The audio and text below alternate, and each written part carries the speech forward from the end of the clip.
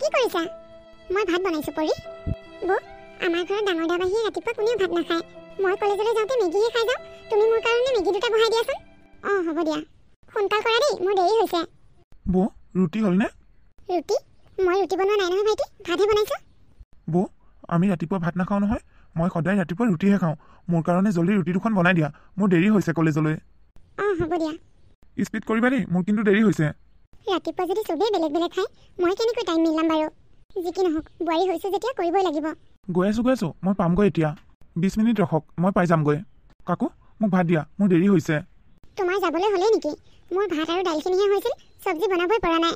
হ'ব দিয়া নহ'লে, মই যাওঁ। মই বাহিৰতে কিবা এটা খাই ল'ম হোটেলত। এখেতে নোখোৱাকৈ গ'ল। সিহঁত দুটাৰো যাবৰে হ'ব এতিয়া। মই খৰধৰকৈ বনাওঁ।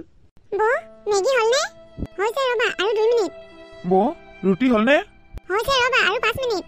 সৰুদা, আজি চাগে আমাৰ একো খোৱা নহ'ব। এনেই দেৰি হৈ আছে। আৰু 2 মিনিট 5 মিনিট কৰি থাকিলে কিমান দেৰি লাগে ঠিক নাই। ব'ল যাওঁ। ব'ল। বৌ, হ'ব দিয়া, আমি বাহিৰতে খাই ল'ম। আমি আহিছোঁ বৌ, আমাৰ দেৰি হ'ল। অলপ ৰখা হ'লেই আৰু। ইহঁত দুটা গ'লেই তাৰমানে। মই ইমান খৰধৰকৈ বনাই আনিছিলোঁ। বোৱাৰী, কি হ'ল? মেগী আৰু ৰুটি তোমাৰ হাততেই থাকিল যে?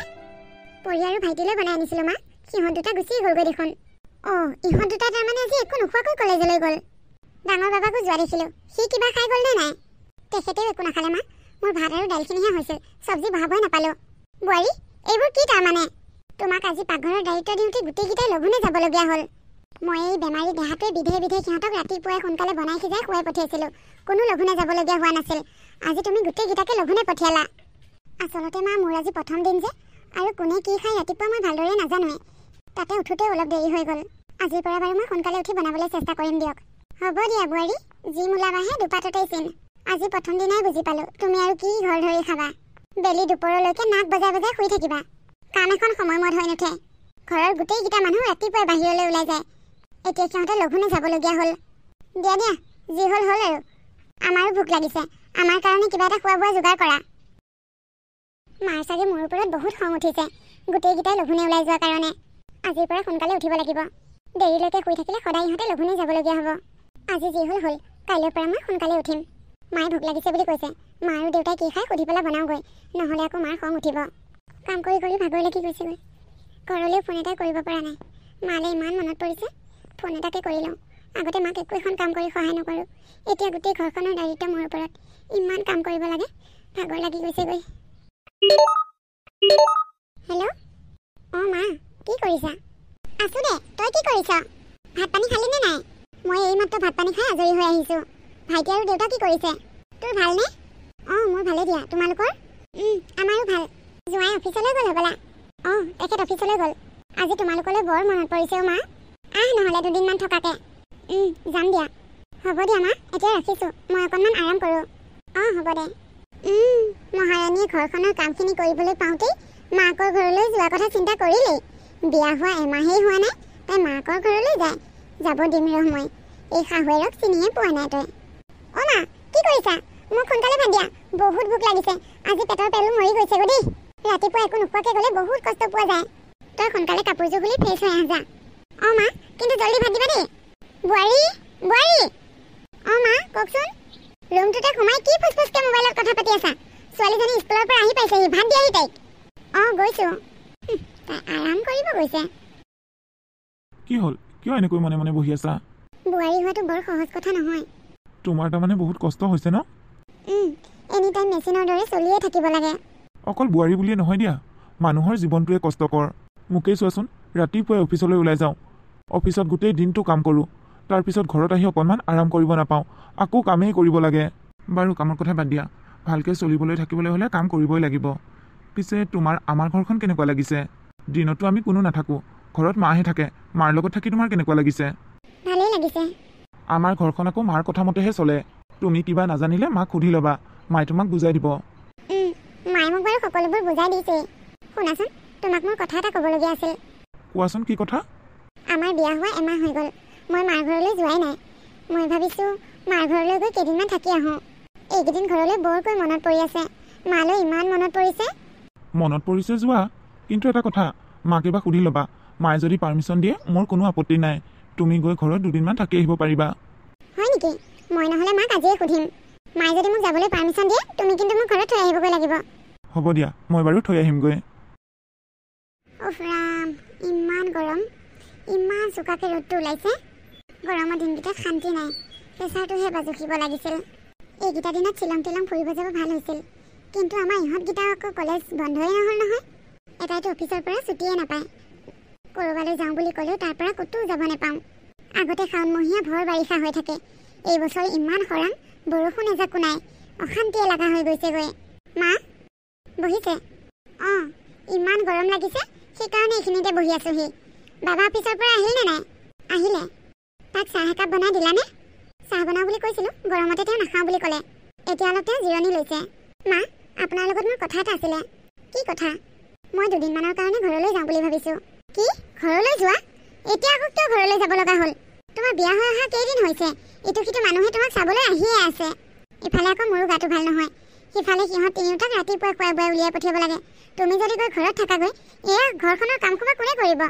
ইহঁত তিনিওটাক ৰাতিপুৱাই কোনে অল মাৰিব? বিয়া হৈ আহিলা যেতিয়া, এতিয়া তোমাৰ এইখনেই নিজৰ ঘৰ। মাহেকে পষেকে এনেকৈ ঘৰলৈ যাওঁ যাওঁকৈ নাথাকিবা। বিহুৱে সংক্ৰান্তিয়ে পূজা পাৰ্বণত যোৱাটো বেলেগ কথা, বোৱাৰী মানুহজনী এনেকৈ ঘৰলৈ ঘন ঘনকৈ যাওঁ যাওঁ বুলি কৈ থাকে নেকি? তাতে হৈছে তুমি নতুন বোৱাৰী। আৰু সেই মিনিটে মিনিটে ঘৰলৈ ফোন কৰি থকাটো কমাই দিয়া। তেনেকৈ মিনিটে মিনিটে ঘৰলৈ ফোন কৰি থাকিলে তোমাৰ ইয়াত মন নবহিব, তালৈ যাওঁ যাওঁ লাগিয়ে থাকিব। মা, বিয়াৰ পিছত মই এবাৰো ঘৰলৈ যোৱাই নাই। ঘৰত হেনো মাও গাটো ভাল নহয়, মোৰো ঘৰলৈ মনত পৰি আছে, সেইকাৰণেহে সুধিছিলোঁ আপোনাক। সেইখন ঘৰৰ মুহূৰ্ত মানে তুমি এতিয়াও এৰিবই পৰা নাই। ইমানে যদি মনত পৰি আছে তাতেই থাকা গৈ যোৱা, ইয়ালৈ আৰু নাহিবা। হ'ব দিয়ক মা, আপুনি যাবলৈ নিদিয়ে যেতিয়া নাযাওঁ বাৰু ঘৰলৈ। ঘৰলৈ যায় তাই। বোৱাৰী, তুমি কি কৰা?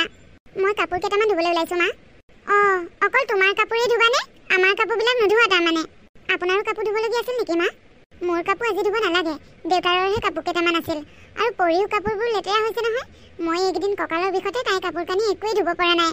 আৰু সাগৰটোও ডেকা ল'ৰা দিয়াচোন, তাৰ কাপোৰ কানিবোৰ লেতেৰা হৈ থাকিলে বেয়া লাগে নহয়, তাৰো কাপোৰ কেইটামান ধুবলগীয়া আছিল। মই তাৰমানে চবৰে কাপোৰ ধুব লাগিব নেকি মা? মোৰ যদি কঁকালৰ বিষটো নহ'ল হয় তুমি ধুব নালাগে বাৰু, ময়ে ধুলোঁ হয়।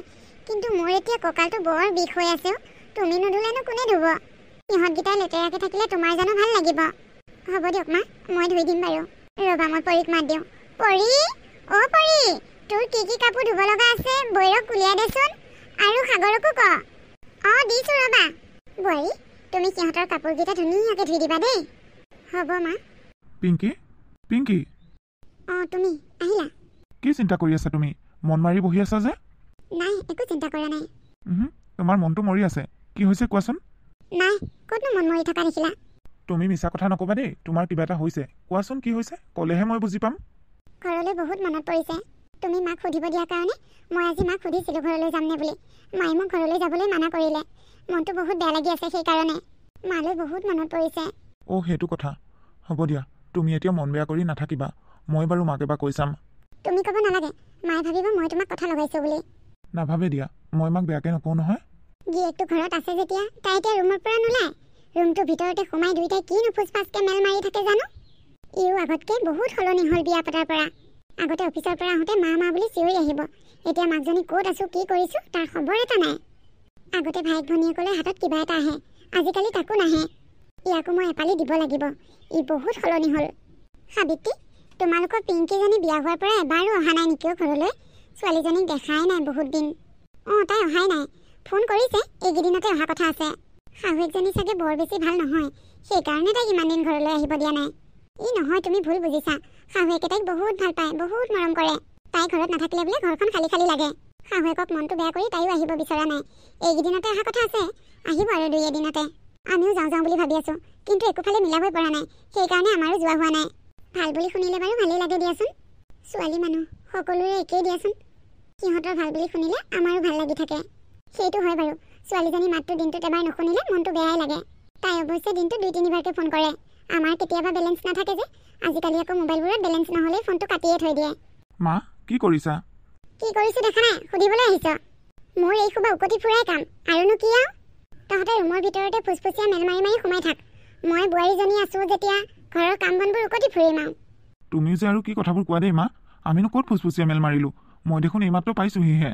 মই বুঢ়া হ'লো বুলিয়ে মোৰ চকুকেইটা কণা হোৱা নাই, কাণকেইখনো ক'লা হোৱা নাই। তহঁতে ৰুমৰ ভিতৰত ফুচফুচাই মেল মাৰি থকা মই নিজেই শুনি আহিছোঁ।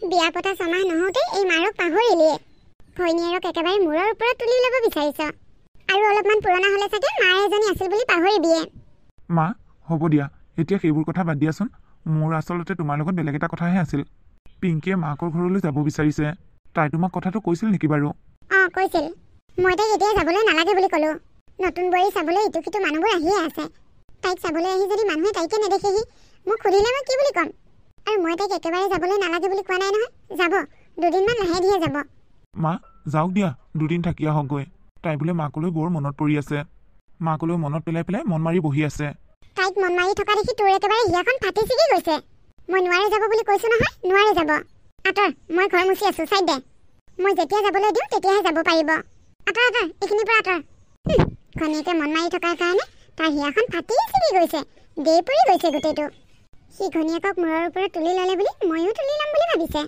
বোৱাৰী কেনেকৈ চলাব লাগে সেয়া মই ভালদৰে জানো এবাৰ যদি মূৰত উঠে মূৰৰ পৰা নমোৱাটো বহুত টান গতিকে মূৰত উঠিবই নিদিওঁ